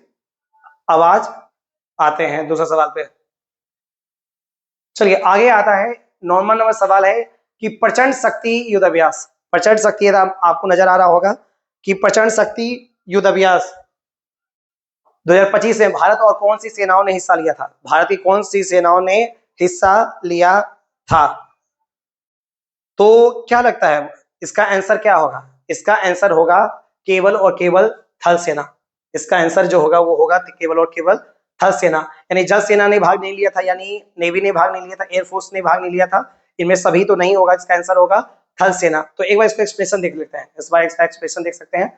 प्रचंड शक्ति युद्ध अभ्यास, प्रचंड शक्ति युद्ध अभ्यास भारत और थल सेना के बीच हुए थे। जैसा आपको बताया गया था, भारत और थल सेना के बीच हुई थी, यानी इसमें किसी भी देश के सेना ने भाग नहीं लिया था। यानी आप बोल सकते हैं ये एक राष्ट्रीय युद्ध अभ्यास है। भारतीय और थल सेना के बीच हुआ था, और कहाँ हुआ था? मेरठ, यूपी में हुआ था। कहाँ पे हुआ था? मेरठ और यूपी में हुआ था। चलिए, हम जान लेते हैं वर्तमान में तीनों सेना के जो प्रमुख है वो कौन है। थल सेना के प्रमुख जो है वो जनरल उपेंद्र द्विवेदी हैं। तो याद रखना है सर, वर्तमान में जो इंडियन आर्मी है उसके प्रमुख कौन है? जनरल उपेंद्र द्विवेदी। नौसेना के प्रमुख कौन है? एडमिरल दिनेश कुमार त्रिपाठी। तो यार, नौसेना के प्रमुख कौन है? एडमिरल दिनेश कुमार त्रिपाठी। और वायुसेना के प्रमुख कौन है? अमरप्रीत सिंह। तो आराम से रखना है। और यार सर, तीनों मिला के उसको बोला जाता है चीफ ऑफ डिफेंस स्टाफ, यानी तीनों जो सेनाएं हैं उनको कंट्रोल करने के लिए, उनमें समन्वय बनाने के लिए एक पद का गठन किया गया था जिसका नाम है सीडीएस। और वर्तमान में सीडीएस जो है वो है जनरल अनिल चौहान। तो आप तीनों सेनाओं के प्रमुख का नाम दिया हुआ है, और सीडीएस जो चीफ ऑफ डिफेंस स्टाफ है उसका नाम क्या है? जनरल अनिल चौहान। तो आपको एक कमेंट बॉक्स से बताना है कि भारतीय सुरक्षा बल, जिसको आर्म फोर्सेस कहते हैं, सुरक्षा बल के प्रमुख, जिसको इंग्लिश में हम लोग कमांडर बोलते हैं, कमांडर वो कौन होते हैं? सवाल बड़ा आसान है। भारतीय सुरक्षा बल, जिसमें आपका थल सेना, जल सेना, वायु सेना सब आ जाएगा। तो बताना है कमेंट बॉक्स में इसके प्रमुख कौन होते हैं। उम्मीद करते हैं इस सवाल का जवाब आपको आता होगा। चलिए, अब हम आगे बढ़ते हैं। चलिए, डस्टलिक, ठीक है। तो डस्टलिक युद्ध अभ्यास किन दो देशों के बीच हुआ था? डस्टलिक युद्ध अभ्यास किन दो देशों के बीच हुआ था? तो इस सवाल का जवाब देने की कोशिश कीजिए।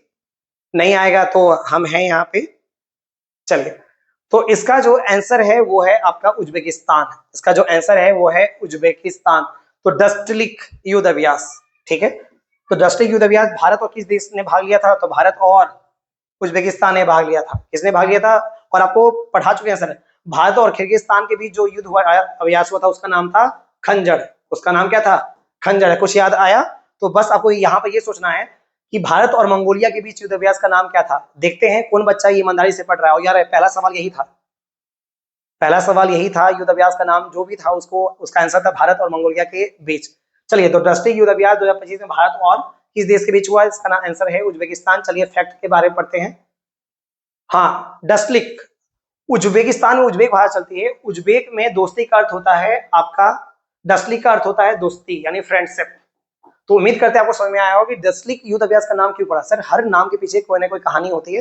तो उज्बेकिस्तान में उज्बेक भाषा चलती है, उसमें डस्टलिक का अर्थ होता है क्या, दोस्ती यानी फ्रेंडशिप। यह एक वार्षिक द्विपक्षीय अभ्यास है जो भारत और उज्बेकिस्तान के बीच हुआ था। 2025 में छठा संस्करण भारत के पुणे शहर में हुआ था ये जो है। और ये कैसा अभ्यास है देख लीजिए, सैन्य अभ्यास, यानी इसमें आर्मी भाग लेती है। और ये 2025 में कहाँ हुआ था, पुणे शहर में हुआ था। और इसका कितना संस्करण था, छठा संस्करण, यानी बहुत दिन पुराना ये नहीं है। तो आराम से इसको देख लीजिए। और यार है सर, उज्बेकिस्तान से भारत में कौन सा राजा आया था बता सकते हैं? वो आया था बाबर। वो कौन आया था? बाबर। बाबर का जन्म हुआ था 14 फरवरी में। बाबर का जन्म हुआ था 14 फरवरी 1483 में। उज्बेकिस्तान का एक शहर जिसका नाम है फरंगना। फरंगना। तो यार है सर, पूछा गया सवाल है कि बाबर का जन्म कहाँ हुआ था, उसका आंसर है फरंगना। और कब हुआ था? 1483 में हुआ था। और किसके बीच हुआ था और कहाँ हुआ था? उज्बेकिस्तान में ही हुआ था। तो आपको बताना है कि बाबर ने किस वंश की स्थापना की थी। बाबर ने किस वंश की स्थापना की थी, कमेंट बॉक्स में जरूर बताएं। तो उम्मीद करते हैं डस्टलिक युद्ध अभ्यास आपको समझ में आ गया होगा। तो डस्टलिक युद्ध अभ्यास किसके बीच हुआ था? भारत और उज्बेकिस्तान के बीच हुआ था। उसका एक्सप्लेनेशन ऑलरेडी यहाँ पे दिया हुआ है, आराम से आपको दिख रहा होगा। चलिए अब हम आगे बढ़ते हैं। Tiger claw. Tiger claw. Sir claw, tiger तो मतलब समझ में गया बाघ। क्लॉ मतलब होता है उसका पंजा, जो बड़ा बड़ा नाखून होता है जानवरों का, बिल्ली का होता है, कुत्ता का होता है। ये जो बड़ा बड़ा नाखून है कुत्ता का बहुत मुलायम होता है। तो टाइगर क्लॉ युद्ध अभ्यास भारत और किस देश के बीच हुआ? तो आप खुद बताइए सर, ये तीनों चारों देशों में कौन ऐसा देश है जो विश्व में सबसे शक्तिशाली है, सबसे बड़ा जीडीपी है उसका, सबसे कहा जाता है मॉडर्न है, सबसे आधुनिक है, विश्व में सबसे ज्यादा दबदबा है उसका? तो आप पाइएगा कि इसका जो आंसर है वो आपको समझ में आ रहा होगा। इसका जो आंसर है वो है भारत और यूएसए। इसका जो आंसर है वो कौन है? भारत और यूएसए है। और यूएसए के बारे में परिचय मोहताज नहीं है सर। तो टाइगर क्लॉ युद्ध अभ्यास भारत और किस देश के बीच में है? वो है यूएसए में है। वो क्या है? भारत और यूएसए के बीच में है। और यहाँ पर एक्सप्लेन किया हुआ है, टाइगर क्लॉ युद्ध अभ्यास 2025 में भारत और यूएसए के बीच वायुसेना यानी एयरफोर्स के बीच हुआ था। देखिए, तो टाइगर क्लॉ जो युद्ध अभ्यास है, तो जैसे सर टाइगर जो हवा में मारता है पंजा, तो हवा में है तो नौसेना वायुसेना के बीच हुआ था। और ये पहली बार हुआ है 2025 में। कहा? बागपत। तो ये बहुत अच्छा सवाल है सर कि इसका पहला संस्करण है, यानी अगला साल कोई पढ़ता है तो उसका दूसरा संस्करण पढ़ेगा।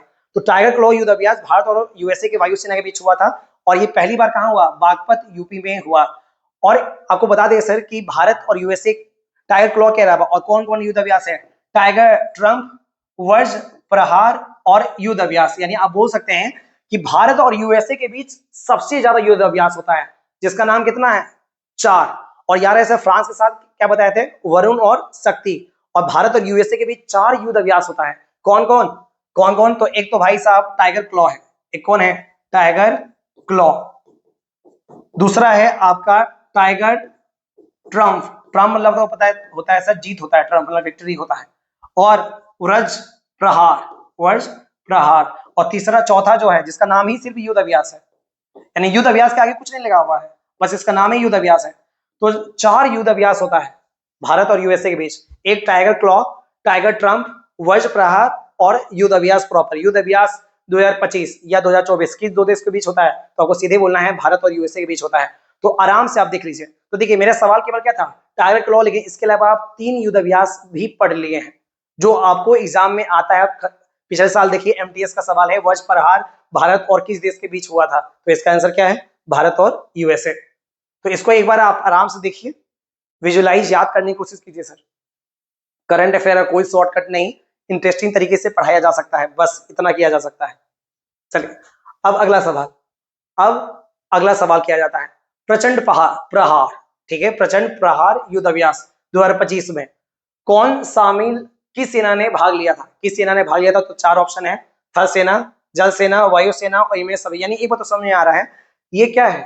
ये मल्टीलेटरल है। मल्टीलेटरल मतलब बहुपक्षीय होगा, यानी किसी देश की सेना भाग नहीं लेगी, भारत की सेना ही भाग लेगी। अब सवाल आता है किस सेना ने भाग लिया था? तो थल सेना भी आंसर हो सकता है, जल सेना भी हो सकता है, वायु सेना भी हो सकता है, लेकिन इसका आंसर जो होगा वो होगा इनमें से सभी। यानी आप कह सकते हैं प्रचंड प्रहार जो हुआ था वो थल सेना, जल सेना और वायु सेना की संयुक्त सेनाओं ने मिलकर किया था। सर ऐसे भी नाम पढ़िए ना सर, प्रचंड प्रहार। और प्रचंड प्रहार हम कब बोलते हैं कि अंतिम वार है, आर या पार, कि हो सकता थल सेना प्रयोग करें तो समुद्र के रास्ते आ जाए तो जल सेना प्रयोग नहीं कर पाए, जल सेना प्रयोग करें तो थल सेना और वायु सेना प्रयोग नहीं करें, तो ऐसा प्रहार करना है इस बार कि भाई साहब वो पानी भी ना मांग सके। तो प्रचंड प्रहार आ जाएगा, तो समझ ये तीनों सेनाओं ने मिलकर भाग लिया था। और तीनों सेनाओं के प्रमुख ऑलरेडी हम आपको बता चुके हैं, अगर आप भूल गए हैं तो आपको फिर से याद दिला देते हैं तीनों सेनाओं के प्रमुख को। अगर आप कोई भी इंसान भूल जाता है, तीन नाम है, अलग अलग 3 नाम है, 3 नाम दिख रही है। थल सेना प्रमुख जनरल उपेंद्र द्विवेदी, नौसेना प्रमुख एडमिरल दिनेश कुमार त्रिपाठी, वायुसेना प्रमुख अमरप्रीत सिंह, और तीनों सेनाओं प्रमुख जिसको चीफ ऑफ डिफेंस स्टाफ कहते हैं उसका नाम है जनरल अनिल चौहान। चलिए अब आ जाते हैं फिर से हम अपने सवालों पर। तो उम्मीद करते हैं ये सवाल आपको समझ में आया होगा कि प्रचंड प्रहार युद्ध अभ्यास भारत और किस सेना ने भाग लिया था। तो भारत की तीनों सेनाओं ने भाग लिया था। चलिए इसके बारे में हम जानते हैं। यह भारत का सबसे बड़ा त्रिसेवा युद्ध अभ्यास था। त्रिसेवा मतलब तीनों देश की सेनाओं ने भाग लिया। तो यार है सर, ये इकलौता युद्ध अभ्यास है जिसमें तीनों सेनाओं की सेना भाग लेती है, इकलौता, इसीलिए यहाँ पर लिखा हुआ है सबसे बड़ा। तो यार अगर कोई पूछे कि तीनों सेनाओं की युद्ध, तीनों सेनाओं में मिला के कौन सा युद्ध अभ्यास होता है, तो बोलिएगा बस एक ही युद्ध अभ्यास होता है जिसका नाम है भारत और जिसका नाम है प्रचंड प्रहार। तीनों सेना भाग लेता है जिसमें थल सेना, वायुसेना और नौसेना ने भाग लिया था। थल सेना, नौसेना और वायुसेना ने एक साथ भाग लिया था। और इसका आयोजन कहाँ हुआ था? इसका आयोजन हुआ था अरुणाचल प्रदेश में। इसका आयोजन हुआ था अरुणाचल प्रदेश में। लेकिन आपको पता है अरुणाचल प्रदेश में जानबूझ के किया गया था, क्योंकि वो पता है सर अरुणाचल प्रदेश की सीमा जो है वो चीन से टच करती है। चीन से तो उत्तराखंड, हिमाचल प्रदेश, लद्दाख भी टच करता है। लेकिन आपको पता है कि भारत और चीन के बीच, भारत और चीन के बीच जो सीमा है उसका नाम है मैकमोहन रेखा। मैकमोहन रेखा। और मैकमोहन रेखा जो है वो किस राज्य में आता है? वो आता है अरुणाचल प्रदेश में। वो कहाँ आता है? अरुणाचल प्रदेश में। इसीलिए भारत सरकार ने कि चीन को समझाने के लिए एक युद्ध अभ्यास किया था कि भाई देखो हम कमजोर नहीं है। इसीलिए तीनों सेनाओं ने मिलकर भाग लिया। उसका नाम क्या था? प्रचंड प्रहार। और जब ये प्रचंड प्रहार अरुणाचल प्रदेश में हुआ था तो चाइना ने विरोध प्रदर्शन किया था। वहां की विदेश मंत्री ने प्रेस कॉन्फ्रेंस किया था कि भारत बहुत गलत कर रहा है। गलत इसलिए कर रहा है क्योंकि चाइना को लगता है कि अरुणाचल प्रदेश किसका हिस्सा है? वो भारत का हिस्सा है। क्योंकि चाइना जो है अरुणाचल प्रदेश को अपने भारत के नक्शा में दिखाती है। और अरुणाचल प्रदेश के कारण ही, या आप बोल सकते हैं मैकमोहन रेखा के कारण ही 1962 में भारत चीन युद्ध हुआ था। क्योंकि मैकमोहन रेखा को वो मानता ही नहीं है, कहता है कि अरुणाचल प्रदेश जो है वो चाइना का अभिन्न हिस्सा है। जबकि अरुणाचल प्रदेश किसका हिस्सा है? जिस तरह बिहार, यूपी भारत का एक अभिन्न हिस्सा है, उसी तरह अरुणाचल प्रदेश भी भारत का हिस्सा है। जो मरते दम तक हम लोग रहे ना रहे, आप रहे ना रहे, लेकिन अरुणाचल प्रदेश सदा भारत में रहेगा। तो थोड़ा अरुणाचल प्रदेश के बारे में जान लेते हैं। मैकमोहन रेखा कब खींचा गया था? 1914 में। एक समझौता हुआ था जिसका नाम है शिमला समझौता। इसका हुआ था नाम शिमला समझौता। तो इसका नाम शिमला समझौता क्यों पड़ा? क्योंकि यह शिमला में हुआ था इसीलिए। और इस समझौता के अध्यक्ष जो थे वो सर मैकमोहन थे। वो कौन थे? Sir McMahon. इसीलिए इस रेखा का नाम पड़ा मैकमोहन रेखा। तो ये रेखा कब खींचा गया? 1914 में। और किस समझौता में? शिमला समझौता में खींचा गया। और आपको पता होना चाहिए सर कि अरुणाचल प्रदेश का प्राचीन नाम जो था वो था नेफा। अरुणाचल ARP कर देते हैं। अरुणाचल प्रदेश का प्राचीन नाम क्या था? नेफा था, याद रखना है। और नेफा का पूरा नाम है आपका north east frontier agency. Frontier agency. तो आपके एग्जाम में आ चुका है कि प्राचीन काल में नेफा वर्तमान में कौन सा राज्य बन गया है? वो है अरुणाचल प्रदेश। या किस राज्य का प्राचीन नाम नेफा था? तो इसका आंसर क्या है? अरुणाचल प्रदेश। और यार है, लेकिन अब सवाल आता है सर प्राचीन नाम नेफा था तो वर्तमान में हम लोग बोलते हैं अरुणाचल प्रदेश, तो ये नाम चेंज कब हुआ? तो ये जो नेपाल नाम चेंज हुआ वो हुआ 1972 में। 1972 में। तो हमेशा याद रखना है कि नेपाल अरुणाचल प्रदेश कब बना? तो बना 1972 में। और अरुणाचल प्रदेश को राज्य का जो दर्जा दिया गया वो दिया गया 20 फरवरी 1987 को। तो हमें देखिए सर आपको कितना कुछ आज पता चला अरुणाचल प्रदेश के बारे में। जबकि सवाल मेरा क्या था? कि सवाल मेरा था कि तीनों सेनाओं ने जो युद्ध अभ्यास किया था उसका नाम क्या था? तो प्रचंड प्रहार उसका नाम था। ठीक है। और प्रचंड प्रहार जो युद्ध अभ्यास था वो भारत में क्या हुआ था? अरुणाचल प्रदेश में हुआ था। और भारत सरकार ने जानबूझ के अरुणाचल प्रदेश में किया था कि चीन को एक कड़ा संदेश दिया जाए कि भारत अब कमजोर नहीं है, अब जवाब दिया जाएगा, ईंट का जवाब पत्थर से दिया जाएगा। 1962 में जो भारत हार गया था युद्ध, अब दोबारा ऐसा कभी मौका मिलेगा नहीं चीन को। वो पहला और आखिरी मौका था जिसमें उसने भारत को हराया था। और अरुणाचल प्रदेश में इसलिए हुआ था क्योंकि भारत और चीन के बीच एक सीमा रेखा है, उसका नाम है मैकमोहन रेखा, जो किस राज्य में है? अरुणाचल प्रदेश में है। और रेखा कब खींचा गया था? 1914 में। किस समझौते में? शिमला समझौते में। और यार अरुणाचल प्रदेश का प्राचीन नाम क्या था? नेफा। नेफा का पूरा नाम है नॉर्थ ईस्ट फ्रंटियर एजेंसी है। और ये नाम चेंज कब हुआ? नेफा का अरुणाचल प्रदेश नाम कब चेंज हुआ? 1972 में। 1972 में।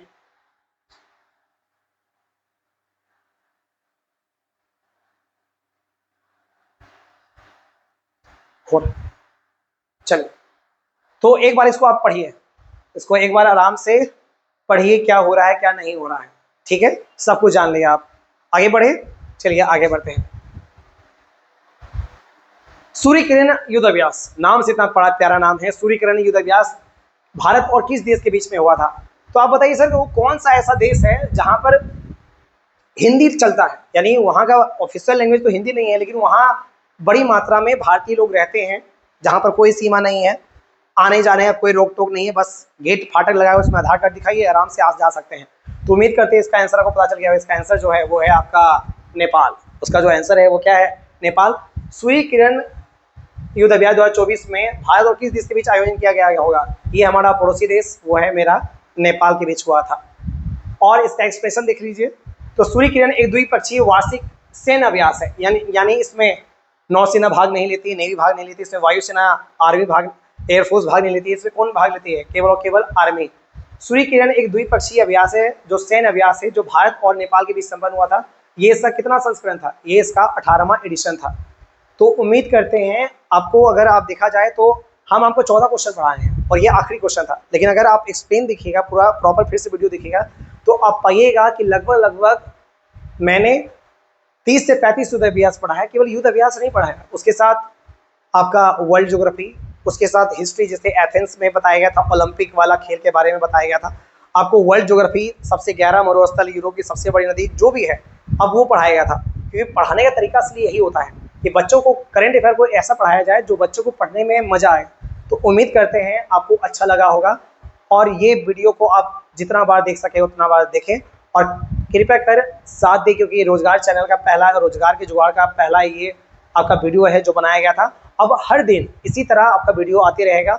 अब सवाल मेरा ये है कि करंट अफेयर तो डेली चलेगा, ये तो खैर मिलिट्री एक्सरसाइज से है, आपको हम स्टार्ट जो करेंगे वो डेली करंट अफेयर स्टार्ट करेंगे, डेली करंट अफेयर स्टार्ट करेंगे। यानी 24, अगर मान लीजिए कल 24 अगस्त है, तो 24 अगस्त का करंट अफेयर आपको 9 बजे रात में अपलोड हो जाएगा एमसीक्यू के साथ, और उसको एक्सप्लेन किया जाएगा, और लास्ट में उसका टेस्ट भी लेंगे। अभी तो आज टेस्ट नहीं ले पाए, कल हर दिन उसका टेस्ट होगा। लेकिन अब आपको बताना है कमेंट सेक्शन में कि डेली करंट अफेयर के अलावा आप जीके जीएस में कौन सा सब्जेक्ट चाहते हैं, कौन सा सब्जेक्ट चाहते हैं जो आपको हार्ड लगता है, कौन सा सब्जेक्ट चाहते हैं हार्ड लगता है, वही हम स्टार्ट करेंगे। क्योंकि आसान तो पूरा दुनिया जान पढ़ा रहा है सर, तो हम भी अगर अभी हम भी आसान पढ़ाएंगे तो आपको मेरा योग्यता का पता कैसे चलेगा? हम चाहते हैं कि आपको जो भी लगे कि सर ये टॉपिक बहुत हार्ड लगता है, ये सब्जेक्ट हार्ड लगता है, आप बोले, हम उसी को टॉपिक कंप्लीट करने की कोशिश करेंगे। और इसके साथ वर्ल्ड में, विश्व में जो भी चल रहा है, विश्व में जो भी चल रहा है, जैसे इजराइल फिलिस्तीन का मुद्दा चल रहा है, रशिया यूक्रेन का मुद्दा चल रहा है, अभी आपको पता है सर ड्रीम 11 जो ऐप है जिसमें सट्टाबाजी लगता था, उसको बैन कर दिया गया है। संसद में 130वां संविधान संशोधन विधेयक आया है, जिसमें ये कहा गया है कि 1 महीना से अधिक कोई सीएम, प्रधानमंत्री यदि जेल में रहते हैं तो उनको अपने पद से इस्तीफा देना पड़ेगा। ये सब जो दुनिया में चलता है, ये सब का आपको वीडियो कंटेंट आपको मिलेगा। तो आपको घबराने की जरूरत नहीं है कि ये वीडियो चैनल, यूट्यूब चैनल आपके लिए सही है कि नहीं। आप हमारे साथ दीजिए, हमारा साथ दीजिए, तो आपको समझ में आ जाएगा कि ये जो यूट्यूब चैनल है आपको कहाँ से कहाँ तक पहुँचा देगा। तो कमेंट सेक्शन में लिखना ना भूलें, जो भी सवाल किया गया है वो सवाल का जवाब दें, और आप ये बताइए कि डेली करंट अफेयर के बाद वो कौन सा सब्जेक्ट है, कौन सा टॉपिक है, वर्ल्ड का कौन सा चीज़ आप जानना चाहते हैं जो दुनिया में भी चल रहा है। कमेंट सेक्शन में जवाब दें, और ज़रूर बताएं कि आज का क्लास कैसा लगा। तो रोजगार के जुगाड़ की क्लासेस में एक बार फिर से स्वागत है। आप इतना देर तक पेसेंस बना के देखें, निश्चित तौर पे आप लोग सीरियस स्टूडेंट होंगे। तो आज की सेवा यहीं समाप्त हुई। धन्यवाद।